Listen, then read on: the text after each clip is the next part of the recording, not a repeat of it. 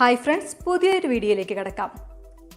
നിങ്ങളിൽ ആർക്കെങ്കിലും ഉറക്കത്തിനിടയിൽ നിങ്ങൾ എത്ര ആഗ്രഹിച്ചാലും അല്ലെങ്കിൽ നിങ്ങൾ എത്ര ശ്രമിച്ചാലും നിങ്ങളുടെ ശരീരം ഒന്ന് അനക്കാൻ പോലും കഴിയാത്ത ഒരു ഭീകരമായ അവസ്ഥ നേരിടേണ്ടി വന്നിട്ടുണ്ടോ?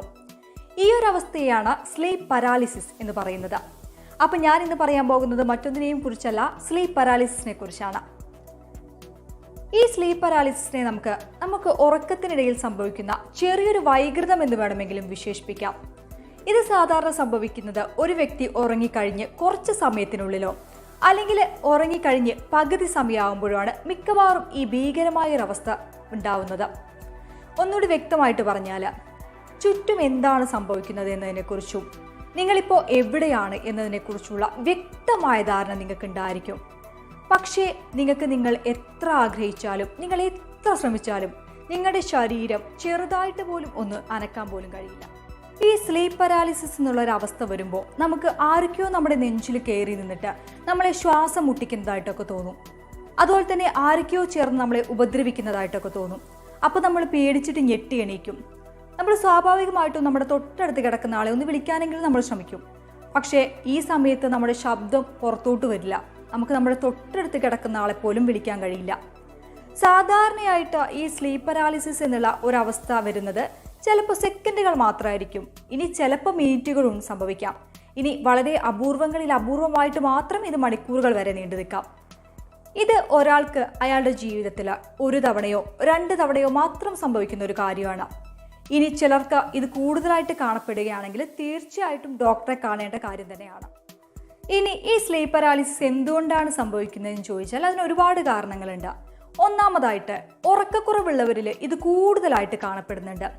അതുപോലെ തന്നെ ഒരു ക്രമമല്ലാത്ത അല്ലെങ്കിൽ ഒരു ചിട്ടയല്ലാത്ത ഉറക്കശീലമുള്ളവരിലും ഇത് കൂടുതലായിട്ട് കാണും. ഇനി മറ്റു ചില കേസ് എടുക്കുകയാണെങ്കിൽ ചിലർക്ക് ഇത് പാരമ്പര്യമായിട്ടാണ് കിട്ടുന്നത്.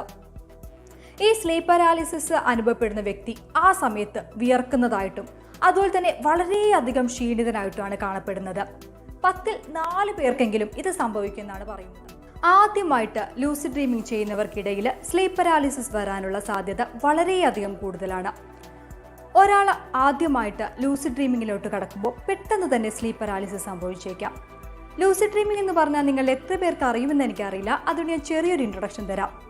നമ്മൾ സ്വപ്നം കണ്ടുകൊണ്ടിരിക്കുമ്പോൾ നമുക്ക് മനസ്സിലാക്കാൻ സാധിക്കും നമ്മൾ കാണുന്നത് ഒരു സ്വപ്നമാണ്.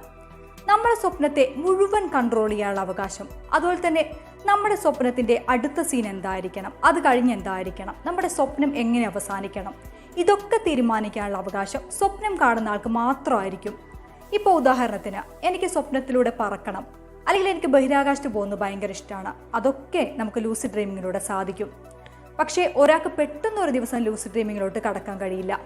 ഇതിന് ചില കാര്യങ്ങൾ നമ്മൾ ചിട്ടയോടെ കൈകാര്യം ചെയ്യണം. ചില കാര്യങ്ങൾ നമ്മൾ നിരന്തരമായിട്ട് പ്രാക്ടീസ് ചെയ്യണം. എങ്കിൽ മാത്രമേ നമുക്ക് ലൂസിഡ് ഡ്രീമിങ്ങിലേക്ക് കടക്കാൻ പറ്റൂ. അപ്പോൾ ഈ ലൂസിഡ് ഡ്രീമിംഗ് ചെയ്യുന്നവർ ഒരു കാര്യം ശ്രദ്ധിക്കണം. മലർന്ന് കിടക്കാതെ ഒരു ഭാഗത്തേക്ക് അല്ലെങ്കിൽ ഇടതുവശത്തേക്ക് ചെരിഞ്ഞ് കിടക്കണം. അങ്ങനെയാണെങ്കിൽ സ്ലീപ്പ് പരാലിസിസ് സംഭവിക്കാനുള്ള സാധ്യത കുറയും. ഇനി സ്ലീപ്പ് പരാലിസിസിനുള്ള മറ്റൊരു പരിഹാരം എന്ന് പറയുന്നത് നമ്മുടെ ഉറങ്ങുന്ന രീതി, ഉറക്കശീലം, ഉറങ്ങുന്ന സ്ഥലം, ഇതൊക്കെ നമ്മുടെ മനസ്സിനിണങ്ങിയ ഒരു രീതിയിലേക്ക് നമ്മൾ മാറ്റണം. നമ്മൾ നേരത്തെ ഉറങ്ങി നേരത്തെ എണീറ്റ് ശീലിക്കണം. സ്ഥിരമായിട്ട് ഒരേ സമയം തന്നെ എണീക്കാനും ഒരേ സമയം തന്നെ നമ്മൾ ഉറങ്ങുകയും ചെയ്യണം. സ്ലീപ്പ് പരാലിസിസ് പോലുള്ള എന്തെങ്കിലും ബുദ്ധിമുട്ടുകളുള്ളവർ 6 മണിക്കൂർ മുതൽ 8 മണിക്കൂർ വരെ നിർബന്ധമായിട്ടും ഉറങ്ങണം. ഇങ്ങനെയൊക്കെ ചെയ്ത ഒരു പരിധിവരെ സ്ലീപ്പ് പരാലിസിസ് എന്നുള്ള ഭയങ്കരമായ ഒരു അവസ്ഥ നമുക്ക് ഇല്ലാതാക്കാൻ സാധിക്കും. അപ്പോൾ എല്ലാവർക്കും എൻ്റെ വീഡിയോ ഇഷ്ടമായെന്ന് ഞാൻ വിചാരിക്കുന്നു. അപ്പോൾ എന്തായാലും എൻ്റെ വീഡിയോ ഇവിടെ അവസാനിപ്പിക്കുകയാണ്. രാഷ്ട്രം മീഡിയ ഇതുവരെ സബ്സ്ക്രൈബ് ചെയ്യാത്തവർ തീർച്ചയായും സബ്സ്ക്രൈബ് ചെയ്യണം. തൊട്ടടുത്ത് കാണുന്ന ബെല്ലൈക്കൺ ക്ലിക്ക് ചെയ്യണം.